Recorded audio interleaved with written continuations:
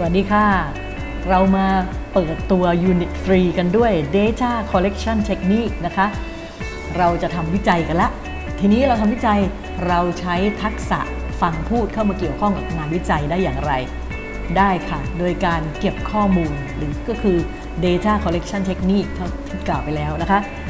ปกติการเก็บข้อมูลทางวิจัยมันก็มีอยู่หลากหลายรูปแบบกันนะคะแต่ที่เป็นที่ยอดนิยมเลยเนี่ยก็มีอยู่ประมาณ5อย่างนะคะดังเช่นที่1คือ interviews คือการสัมภาษณ์อันที่2คือ survey or questionnaire นะคะก็คือแบบสำรวจหรือแบบสอบถามอันที่3คือ observations คือการสังเกตอันที่4คือ case studies หรือกรณีศึกษาอันที่5คือ checklist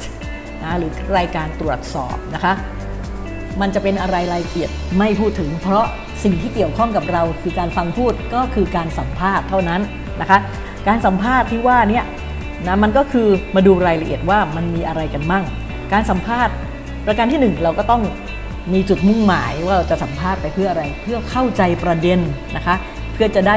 เนื้อหาข้อมูลจากมุมมองของผู้ที่เราสัมภาษณ์เขานะคะอันที่2ก็คือเพื่อจะได้ข้อมูลเชิงลึกใช่ไหมเพราะนั้นต้องอนุญาตให้เขา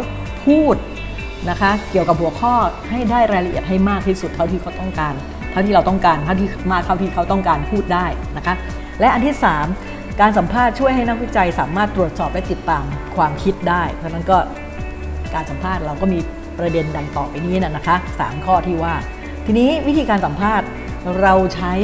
นะคะมีอยู่3ลักษณะที่เราคิดพิจารณาจากการตั้งคำถามนะคะอันที่1ก็คือ the structure interview คือการสัมภาษณ์ชนิดที่มีคำถามตั้งไว้เป๊ะนะคะไม่มีการเปลี่ยนแปลงในระหว่างการถามเลยตั้งไว้ยังไงถามอย่างนั้นอันที่2คือแบบ semi structure interview คือคำถามแบบกึ่งโครงสร้างนี้ก็คือเขียนแนวคิดไว้แนวคิดแนวคำถามไว้แต่มีการยืดหยุ่นเปลี่ยนแปลงได้เล็กน้อยอันที่3คือ the unstructured interview คือไม่มีเลยคำถามมีแต่ความคิดที่จะเก็บข้อมูลจากผู้ที่เราไปถามนะคะเพราะฉะนั้นอันนี้ผู้ที่สัมภาษณ์นี้ต้องมีทักษะสูงนะคะต้องรู้ว่าต้องถามอะไรยังไงจะได้ข้อมูลจากเขามานะคะเราก็จะไม่ค่อยจะแตะอันนี้นะมันลึกซึ้งเพราะฉะนั้นต้องไปหาข้อมูลเพิ่มเติมเอาเองนะคะ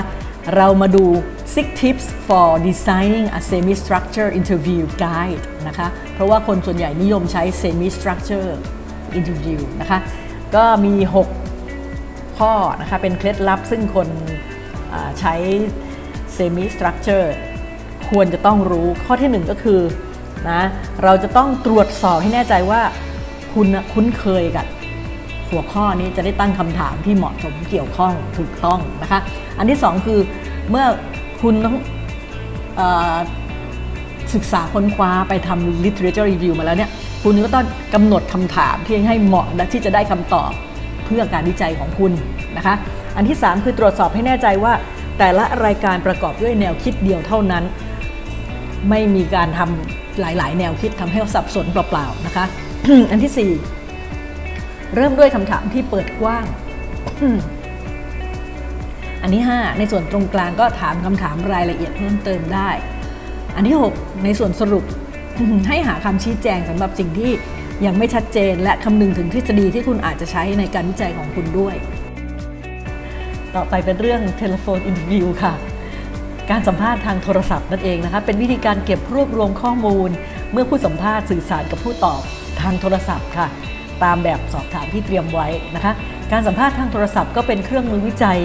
เชิงปริมาณที่ใช้ในการสำรวจความคิดเห็นของสาธารณะของลูกค้าหรือกลุ่มเป้าหมายอื่นๆนะคะ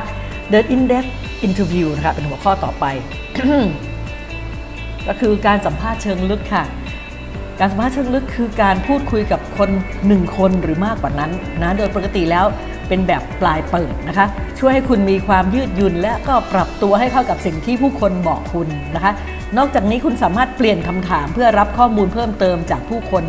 ในขณะที่การสนทนาเนี่ยพัฒนาขึ้นนะคะการสัมภาษณ์เชิงลึกมี2ประเภทที่แตกต่างกันนะคะประเภทที่1ก็คือการสัมภาษณ์เชิงลึกซ้ำแล้วซ้ำอีกซึ่งคุณก็ต้องได้คำตอบซ้ำๆนะเพื่อจะให้ได้คำตอบเนี่ยที่ชัดเจนอันที่2ก็คือการสัมภาษณ์ผู้ให้ข้อมูลหลัก นะแทนที่จะพยายามทำการสุ่มตัวอย่างกรอบนั้นอย่างสมบูรณ์แบบก็เอาคนนี้คนเดียวมาตอบชัดเจนเลย การใช้การสัมภาษณ์เชิงลึกเนี่ยสิ่งแรกที่คุณต้องทำก็คือเตรียมความพร้อมให้มากนะคะสิ่งนี้ดูเหมือนจะอธิบายตัวเองได้แต่บ่อยครั้งสิ่งที่คุณต้องทำก็คือเขียนคำถามลงไปนะคะตรวจสอบแน่ใจว่าช่วงเวลาของคำถามและลำดับของคำถามนั้นเนี่ยเหมาะสมนะที่จะทำให้ผู้คนรู้สึกสบายใจ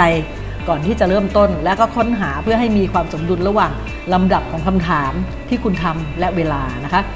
การสัมภาษณ์ที่คุณสามารถทำได้อย่างแท้จริงก็คือต้องมาจากสมองและความคิดของคุณนะจิตใจของคุณนะคะ สำหรับการสัมภาษณ์ผู้ให้ข้อมูลสำคัญนะคะบ่อยครั้งคนเหล่านั้นก็จะไม่ค่อยว่างใช่ไหมคะให้โอกาสคุณแค่ครั้งเดียวแล้วก็มีเวลาจำกัดอย่างอาจจะสัก30 นาทีนะคะเพราะฉะนั้นคุณควรจะมีอุปกรณ์บันทึกเสียงที่เป็นประโยชน์นะครับต้องใช้อุปกรณ์บันทึกเสียงที่คุณคุ้นเคย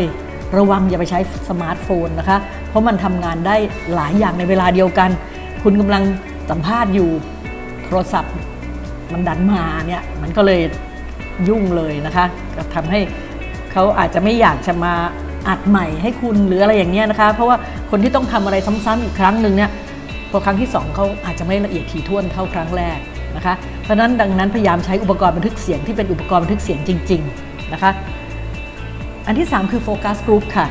กลุ่มโฟกัสก็คือคำจำกัดความของการสนทนาที่มุ่งเน้นระหว่าง 6-8 คนนะคะในชุดคำถามที่คุณอาจจะมีเพื่อให้เข้าใจคำถามการวิจัยในเชิงลึกมากขึ้นนะคะกลุ่มโฟกัสเป็นวิธีที่มีประสิทธิภาพมากในการรวบรวมข้อมูลเชิงอัตนัยเชิงคุณภาพและอาจเป็นหายนะมากหากไม่เหมาะสมกับจุดสำคัญของการวิจัยของคุณนะคะเพราะฉะนั้นสิ่งที่ควรคำนึงถึงอีกประการหนึ่งในการวิจัยแบบโฟกัสกลุ่มก็คือเทียบกับสัมภาษณ์ในเชิงลึกก็คือกลุ่มโฟกัสเนี่ยเขาจะไม่นิยมใช้สำหรับงานสำรวจนะคะ กลุ่มโฟกัสมีประโยชน์มากในการใช้ร่วมกับวิธีการอื่นๆนะคะสามารถช่วยคุณได้หากคุณทำการวิเคราะห์ทางสถิติสำหรับคำถามแล้วแต่มีตัวแปรที่คุณไม่สามารถอธิบายได้นะให้คุณก็จัดกลุ่มโฟกัสขึ้นมาให้ช่วยกันระดมความคิดได้เลยกลุ่มโฟกัสนี่ก็ยังดีมากในตอนท้ายของการวิจัยของคุณ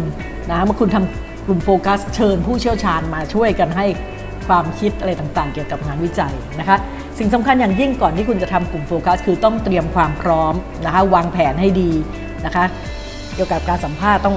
ให้แน่ใจว่าจะไม่มีใครมาผูกขาดพูดอยู่คนเดียวในการให้ข้อมูลนะคะจะเป็นการดีถ้าคุณวางแผนล่วงหน้าว่าจะบันทึกอย่างไรอะไรมีใครช่วยตรงไหนยังไงวิธีที่ง่ายสุดคือคุณใช้การบันทึกวิดีโอนะคะถ่ายวิดีโอเทปไว้นะคะเพราะว่าคุณจะได้รู้ว่าใครกำลังพูดนะคะกลุ่มโฟกัสเนี่ยเวลาคุณถอดเทปเสียงออกมาคุณก็อาจจะไม่รู้คนนี้ใครพูดเสียงคนนี้เป็นเสียงใครถ่ายวิดีโอมาชัดเจนเลยแน่นอนแต่อย่างไรก็ตามคุณจะต้องขออนุญาตคนเหล่านั้นก่อนที่จะถ่ายวิดีโอพวกเขานะคะกลุ่มโฟกัสที่สมบูรณ์แบบคือกลุ่มที่ผู้คนรู้สึกสบายใจพอใจที่จะพูดนะคะพวกเขาก็มีประสบการณ์คล้ายๆกันนะคะพอสมควรเมื่อคนนึงพูดขึ้นมามันก็จะกระตุ้นให้อีกคนพูดในลักษณะที่ไม่ขัดแย้งกันแต่เขาอาจจะมีความคิดเห็น